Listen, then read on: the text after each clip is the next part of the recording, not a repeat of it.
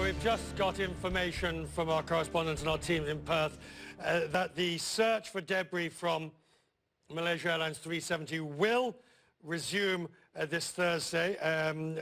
The debris on Friday, I beg your pardon, it's already Friday in Australia. Daylight brings improved weather conditions. The planes will take off from Pearce Royal Australian Air Base near Perth. We'll be talking to our correspondent there in just a moment. First, though, what are they going to be focusing on when they actually get there?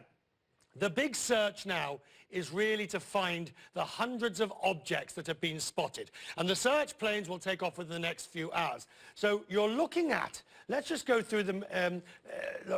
You had satellite imagery from March the 16th with a whole load of debris. Then you go to the 18th where you have more. Now that's the Chinese. We've had French, we've had Chinese. Then we've, of course, in the last few hours, we've had the Thai. Thailand says one of its satellite captured images of 300 objects floating in the southern Indian Ocean. It's close to the region where the French satellite made similar sightings, and we've also got photographs from the Chinese and the US satellites also in the area. Look how it looks close, and it's relatively close, but you do get a vision of exactly how everything is coalesced in this particular area. Let's go straight to Perth and our correspondent Kyung La. Kyung, you would have just heard me describing, first of all, that the search is going to take place today. The weather has improved, and I'm gathering from that that this will be the locus where they've seen previous debris.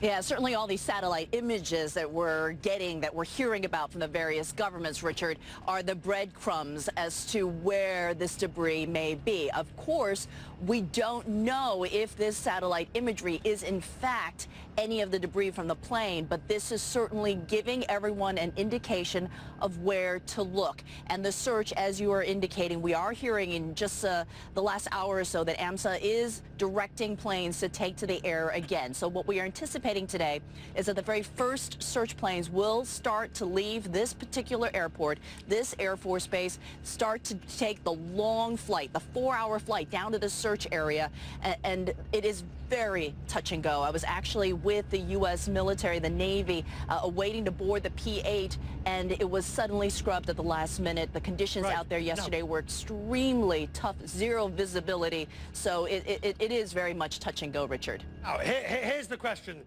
for you, Kyung.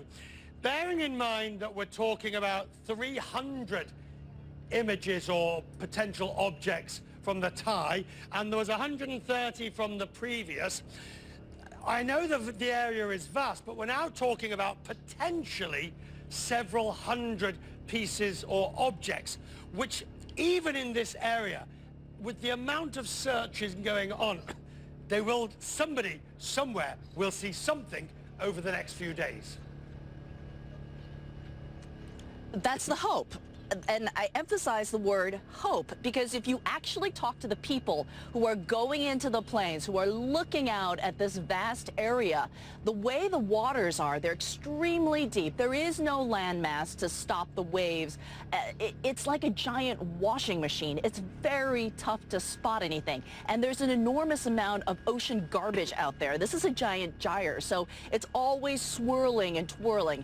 It is difficult to spot, and given the weather conditions, it is a challenge. So yes, you're absolutely right. They know where to look. It's just a matter of spotting it and getting a ship out there to pick it up. Kyung La, thank you. We'll talk to you in the hours ahead. By my reckoning, the first plane leaves in just over an hour and 15 minutes. The weather, Jenny Harrison is at the World Weather Centre. Jenny, an update what they're going to find when they get to that zone that we've been talking about. Well, you know what, Richard, the next 2 days really should give the best weather conditions they have had, certainly for the last several days. So in the last few hours, this, of course, the search area, then all of this cloud, this is what gave those awful conditions on Thursday. Exactly as we were saying, they were going to be facing these very high winds and these very, very choppy seas, of course, low cloud, poor visibility. So all of that was what we were talking about yesterday. Here's just another way of showing you that cold front sliding out of the region. So it really should be pretty good as we go Friday into into Saturday. The sea should really calm down. There is some rain in the vicinity, but not really in the immediate search area. And again, using this special computer model we have here, you can see as we go through Friday into Saturday, there's the time frame there, a little bit of low cloud, but really hardly anything across most of this area. And then, as I say, the rain that comes down, that stays pretty much to the east of this search area.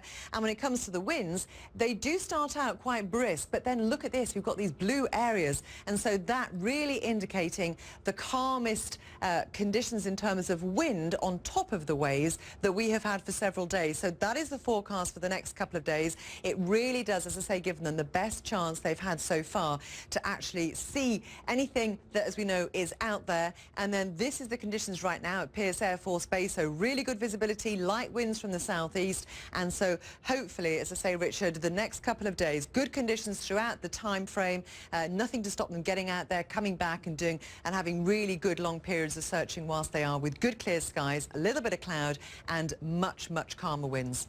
Jenny, thank you. We'll see you later in the programme for a forecast a little closer to home. Jenny Harrison, we thank you for that.